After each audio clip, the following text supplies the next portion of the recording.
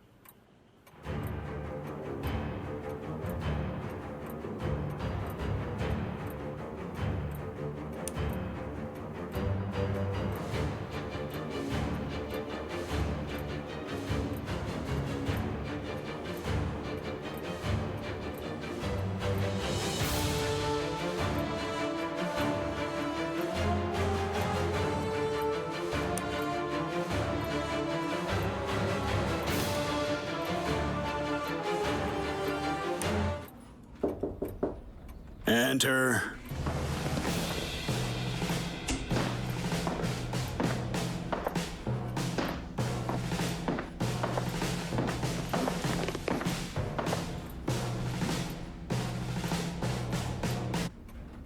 Greetings, Admiral. Holland McDyer Smith, General, Amphibious Corps, Pacific Fleet, United States Marine Corps. Sir. That is Howland Matt Smith.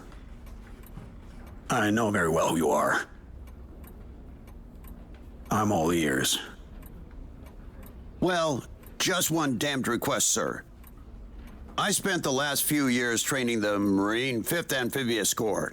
Now that the war is going full steam ahead, I just can't sit in a training base like some lame old duck while my men are out fighting fearlessly on the front lines. Let me assume the personal command of the landing operations and fight along with the Marines I have trained. Your transfer would not be easy to organize, General. More directly to the point, would there not be some problems with the critical Marines training program in your absence? Admiral, as a dedicated Marine, that was my first thought as well.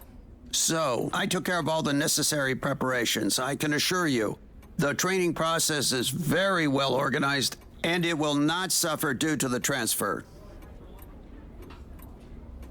Well, all right, General.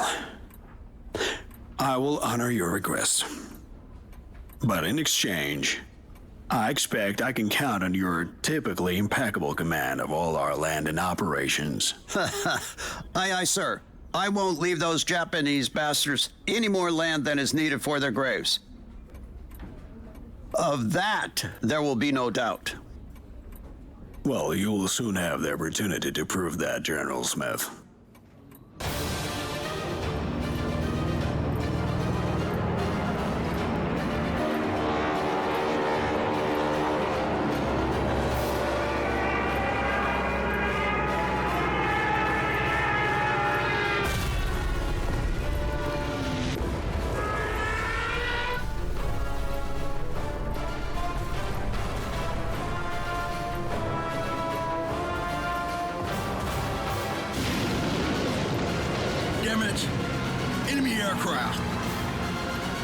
cannot put our carriers at risk.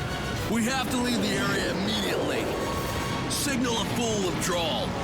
Yes, sir.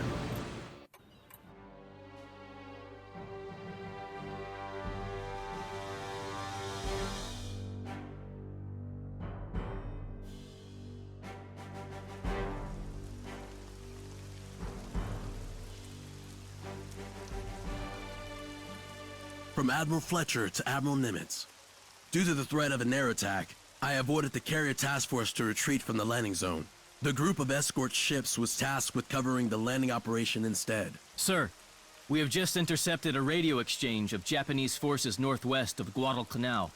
It is closing in on our landing forces at full speed. Nimitz, what's going on? How could you allow Japanese ships to enter the landing site?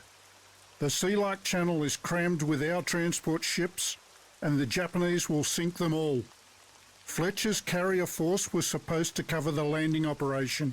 Where is it? Fletcher relocated his task force due to a high risk of an enemy airstrike. Only escort ships were left to protect the landing site. I suppose his decision was made out of caution. Due to his caution, our Marines are now in a desperate situation. Listen up, Nimitz. Our carrier force has to get back and protect our landing as soon as possible. We will replace Fletcher with a more decisive officer. His replacement will be Vice Admiral William Halsey, also known as Bull Halsey. We need an assertive and a decisive commander, and Halsey has those traits in abundance. Complete landing operations as quickly as possible. By nightfall, ground forces must be deployed ashore. Transports with munition supplies for the ground forces will immediately set a course for the San Cristobal Island. Under the circumstances, unloading at Guadalcanal is impossible. Make sure they have full protection and support until they reach the port of Heru. The Marines of General Smith have to take control of the Henderson Field airfield and other key locations. Mangakiki, Iruiru, Sukiki, Purakiki, and Guvia. It is also necessary to take back Tulagi Island from the Japanese. By capturing Guadalcanal, we gain an important base for liberating all of the Solomon Islands and ultimately seize the strategic initiative from the Japanese. Japanese High Command is aware of it and will surely send substantial reinforcements to deal with our ground forces. You must hold on to Guadalcanal no matter what.